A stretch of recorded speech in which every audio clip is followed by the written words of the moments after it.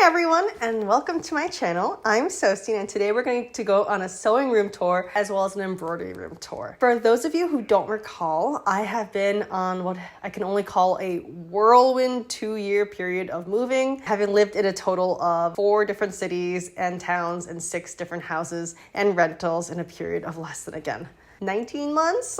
The good news is that we are now currently ensconced in Chicago, where we recently bought a house. So hopefully we're here for the long run and all this moving is done. For those of you keeping track, yes, this does make the 3rd house I've actually bought and owned in the last 2 years. It's a long story, but suffice to say that the physician market is very volatile right now. And as someone who is working as a full-time physician, I work 55 hours a week, the market affects me. Hopefully Chicago will be more stable and we can stay here for years to come, because I am so in love with the city, as well as my new sewing room, which you are looking at right now, and want to show you the whole thing and how I made it. Also, sorry that I'm still recording with my phone. My microphone is still broken. I'll get on it. I have been unpacking a lot. Now, before I get into it, I do want to take a moment to thank today's sponsor, Birch Living. Even while we were moving, one thing we brought with us to literally every single house we stayed in, except for, of course, the Airbnbs, was our Birch Living mattress. For those of you who don't know, Birch Living is a mattress in a box company that specializes in making organic, 100% non-toxic mattresses made right here in the United States. Moreover, they do this using reliably sourced and sustainable materials such as organic cashmere, organic New Zealand wool that is NZTM integrity compliant, fair trade cotton, and 100% natural latex. In particular, I just want to mention that I actually used a Birch Luxe natural mattress, which uses 8 different layers of organic cashmere, organic wool, organic cotton, and 100% natural latex, and has over 1,000 individually wrapped steel coils to help support your lumbar region, as well as limit motion transfer, which is actually absolutely essential when lying next to someone who is more than 2.5 times your weight. But not only is this mattress made of all natural and responsibly sourced materials that didn't harm the environment in their production, I'm always surprised at how comfortable it is. I've described this mattress as giving you kind of a big hug all night. Their mattresses are free from polyurethane foams, which can cause harmful off-gassing, and are constructed without fiberglass, which can be detrimental to your health. About these polyurethane-based foams, most companies actually use them as a cheap way of making the mattresses more flame retardant. However, Birch mattresses use natural 100% organic wool, harnessing wool's natural flame resistance, which I think is just so cool. Again, one of the reasons why it's such a great cloak material in the 18th century, but yeah, also great for mattresses. They're honestly so comfortable and safe. I actually got one for my son from the Birch Living Kids line, and he absolutely loves it. And I can attest that his mattress can take an absolute beating. If you have concerns about mattress longevity or satisfaction, especially since you're getting it in the mail, I would like to add that with your Birch mattress, you get a 100-night sleep trial along with a 25-year warranty. I love my Birch mattress, and I think you will too. If you're looking for a new bed, check out Birch. Their 4th of July sale is live now, so it's a perfect time to upgrade your sleep with 25% off a Birch mattress plus 2 free Eco Rest pillows. Visit birchliving.com/Sostine to find out more about this limited time offer. Thank you so much, Birch Living, for making my life so much more comfortable and for sponsoring this video. Now, back to the room. One of the things I had loved about my house in the suburbs of St. Louis, and the reason we windmill slammed our money down and bought it to begin with, was the basement. It had this giant open floor plan that let us have this family hangout area, a sewing room, an embroidery room, and a gaming room, and a TV room, and eventually my son's playroom, since we were originally dinks when we bought the house, all in the same area. And we love being able to do our combined hobbies and fun things together in the same place so that we could just still talk and still be around each other. We embraced that idea and looked for a house that had something similar in New Jersey, and we got it. However, the job in city didn't really work out for us, and we ended up moving back to the Midwest. Actually ended up picking Chicago. And Chicago is just such a wonderful city. It's so diverse, it's so accepting, and the food is amazing. We started looking for houses, and initially we looked for a house that had a giant basement like the one we had in St. Louis, and we just really didn't find anything like that. Like if you know Chicago, there's a lot of row homes, and these row homes just don't have a footprint that can give you a really big basement like that. There were a couple, but they were either out of our budget or there was something else that just really didn't work for us. And then we were looking around, and my husband suggested that instead of looking for a city home that has a huge basement, we should put our hobbies on the main floor and just embrace the fact that we're in fact eccentrics. And I was just like, wait, you're right. Like, so what if people walk in and the first thing they see is a sewing room? That's okay. This was the aha moment that I think we were waiting for. We bought the house that we liked. So what ended up happening was this room that you're looking at right now is in fact probably the living room. It's the first room that you see when you walk in, and most likely it would be like a sitting area. But what we decided to do is put my sewing room here since it had the best light. And then it's right next to the dining room. And this means that there's two very large tables that we can in fact game on and sew on respectively. My husband's miniature painting station is going to be right over there, and my son's playroom is right over there. So all together, everything is still in the same place, but now there's just a kitchen in the middle of it, which is fine. And we're just gonna live in our space. Like, we're living our best life. I just love that. And now that you know why the room is the way that it is, let's talk about the design of it. So first off, let's talk about the biggest part of it, the table. For the base of the table, I used a Kallax system from IKEA. They're the cube storage system, meaning that they have 13 by 13 inch shelves that are perfect for craft bins. I personally feel like this is the best for craft storage. And even after trying out many different types of shelving, I think these are just the best. First off, just having bins means that you have a really easy way of keeping all your craft supplies together in one place while hiding it behind a veneer of organization, regardless of how cluttered it is within. I, for one, have no idea how I would make this box full of random corset supplies look good on a shelf if I just piled it up. Secondly, the Kallax system is really quite affordable compared to a lot of other furniture options, and they have a lot of options for putting it together. They have 2x2s, 3x3s, 1x1s, 4x4s, 2x4s, etc. On top of that, if you want a shelving system that's not really available at present, chances are you can actually Frankenstein them together. That's what I did for my craft table. I wanted cube shelving that was 2x3 boxes, and IKEA simply doesn't sell that. So I bought one 2x2 and one 3x3 and mashed the two together to make two 2x3s. Please keep in mind that there are limitations to this system.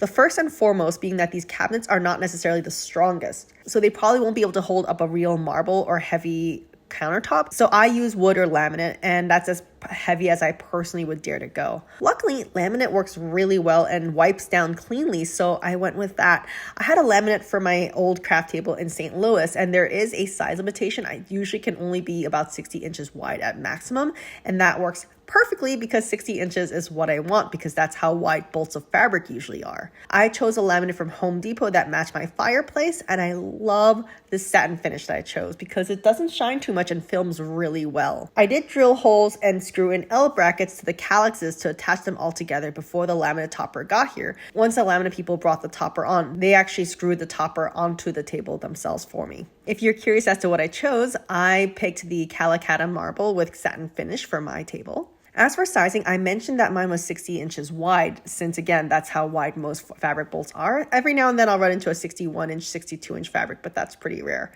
As for length, I chose 7 feet or 84 inches. I used to have a 100 inch long table, and I honestly never used the whole length, so I felt like it was a slight waste of space. And then the 6 feet or 72 inches long that I had in my New Jersey home was just a little short on occasions. So the 84 inches should be perfect. I'll let you know after I use it more. I did top it off with this green 60 inch wide by 40 inch wide topper. It works really well for cutting, but I know that it does cover up how beautiful the marble finish is. So it's a little sad, but it's really important because cutting precisely is more important to me than aesthetics. As for the bins themselves, they're from Target. I had gotten the gray bins to match the walls in my St. Louis house, but it's a nice neutral, and I feel like it works very well here, so I'll just keep it like it is. I did buy some labels off Amazon, put some Bristol board to fill in the center, and then screwed it into place. I'll link everything I used below, and I really like how it came out. I also decorated it with stickers and pins because that's what I do. One thing I'm really happy with the bin system is I actually have project bins. I label them Project 1, Project 2, and Project 3.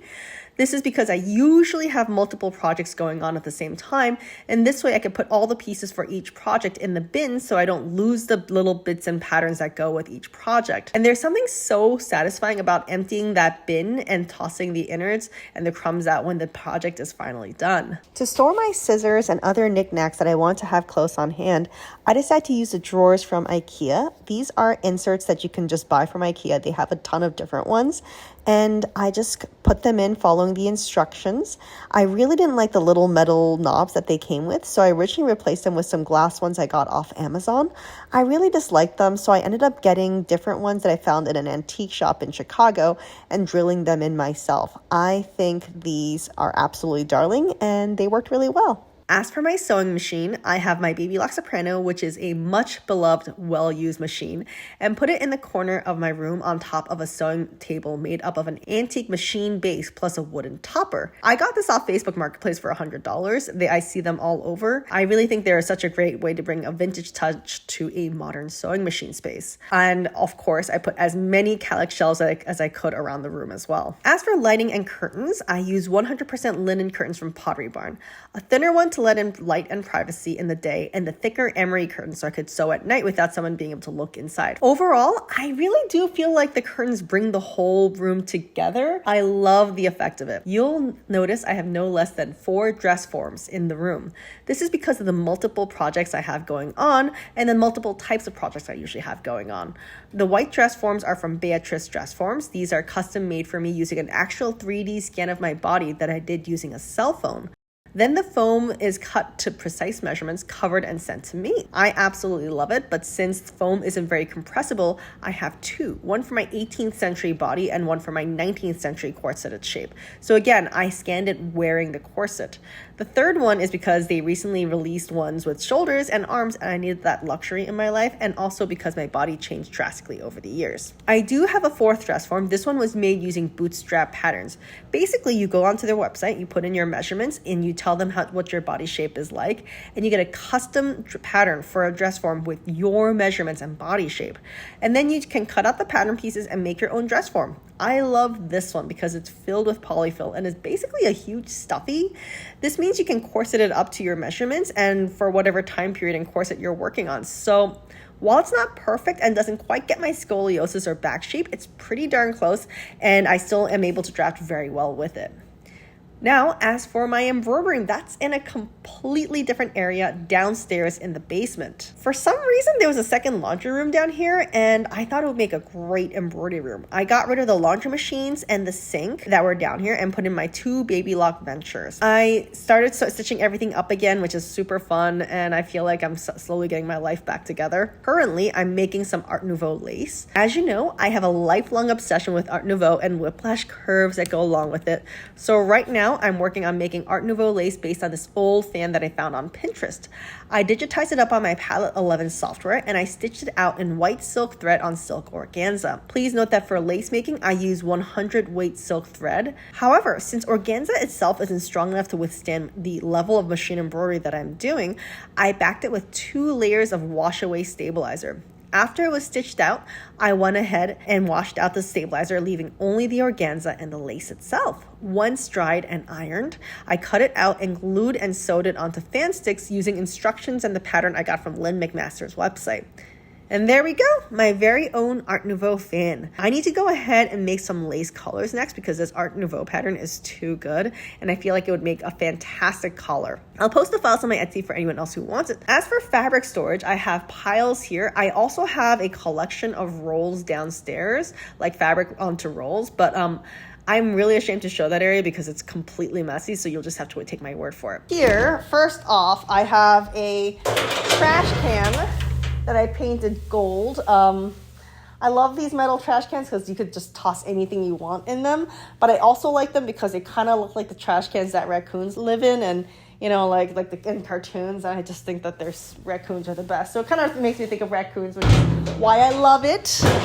Finally, I want to show how I actually store my costumes. I get asked this all the time. I used to have a closet. It just won't work that well because if you hang up 18th century and 19th century dresses, the dresses themselves are so heavy that the shoulders stretch out. So you do need to fold them up. And I found that if you folded them up, the the creases just kind of went into the silk, and very frequently it's very, very hard to iron out or steam out. So what I do instead is I buy a bin for every single costume, put all the accessories and stomachers and petticoats that I use for each costume into the bin with the pieces. The bin itself protects the fabric from getting crushed so it doesn't wrinkle, and I just put the bins on the shelves. I actually used to have an entire room just full of bins, but now I have to start downsizing, obviously, since Chicago is much smaller. However, this does allow me to keep still a ton of costumes down here, and I really like this system. The shelves are from IKEA and the bins are from Home Depot. I can link those below for anyone else who wants to use a similar system. It works out really nicely, and I like that all the accessories stay with the costume so I don't have to keep looking for it. The other side of the room is, of course, my husband and my gaming. So that's where we keep all our Sisters of Battle and our miniatures. And that's my new crafting space. I really, really love it. I think this is the best one yet. I know that everyone says that about every new one, and who knows, maybe one day I will move again and have an even better craft space. I really hope that is at least 10 years away, because after 6 moves in 2 years, I think I've done enough moving for the next 10. I really, really hope that we just stay here for a while. And I love it. Let me know what you think. What would you have done differently? And what do you think this room needs? Finally, I might be putting up a mural. I haven't shown you where yet, but what do you think I should put on it? I am thinking either Madame du Pompadour or the swing again. Let me know what your thoughts are. Thank you again for watching. If you're new here, don't forget to subscribe. I'll be posting more about my bee skirt next month, and I'll see you then. This is Georgina, aka Georgie. She was from a rescue. I'll link it below if you want to go look at their puppy selection. They have the most amazing puppies. They're a rescue in Illinois, but about 50 miles south of Chicago, and they were wonderful to work with. And she still has siblings there. So if you want to help and adopt an American Eskimo, she is so smart and so sweet. She's actually be my husband's dog.